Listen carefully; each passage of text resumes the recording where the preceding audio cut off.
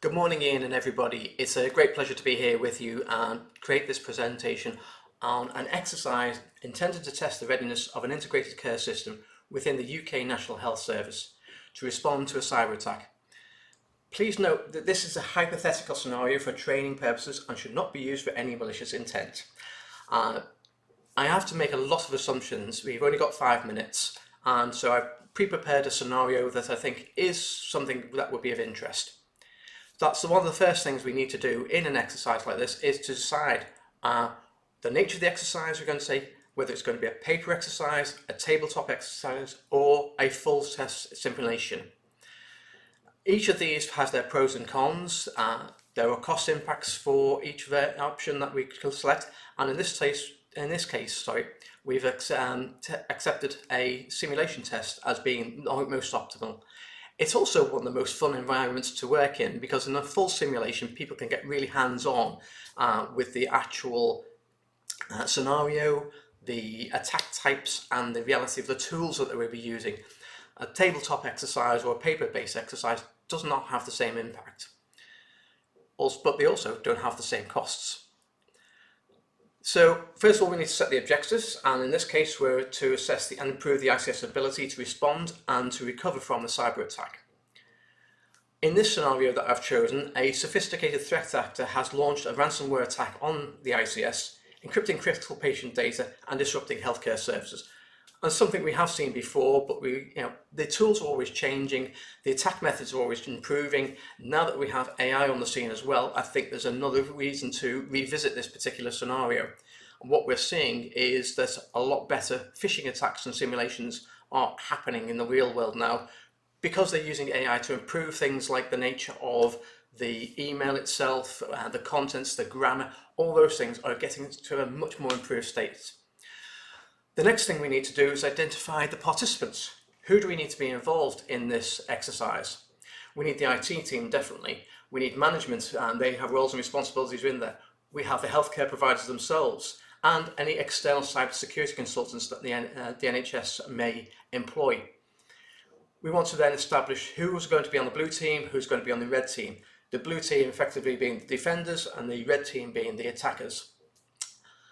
The next thing we want to do is create the target environment. We can't afford interruption to a live NHS system. One thing that we have to consider here is patient safety. So any testing we do must not be able to impact any live systems. The steps of the exercise are detection and identification. The IT team must identify the nature of the attack, the systems affected, and the potential impact on services. Once they've done that, the next phase is to containment. The team should work to isolate the affected systems to prevent the spread of the ransomware. So we've assumed that this attack has been successful, it's landed, it wants to expand. We want to prevent that expansion onto other systems.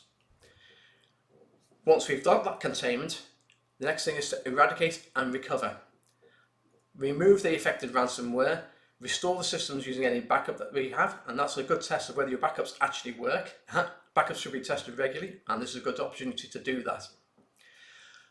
Communication throughout the whole exercise. Management should communicate with staff, patients, and the public about the incident and the steps being taken to resolve it. And this being a simulated exercise, we won't be publishing out to the public in general, but we could use this as an exercise in public relations, in the sense, we've ran this exercise, this is what we found, these were the results, this is how it was evolved, and this is what we've learned from it. And that can give the public confidence that the NHS are doing something about these and will be ready to respond to it. Lastly, post-incident analysis. After the exercise, all participants should engage in a debriefing to discuss what went well, what didn't, and how the response process can be improved. Evaluation metrics. Time taken to detect and identify the attack is very important. The quicker you respond to something happening, the less impact it will have on your systems. The effectiveness of the containment measures.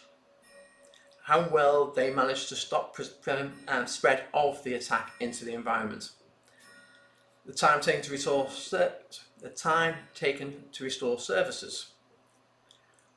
Quality and timeliness of communication.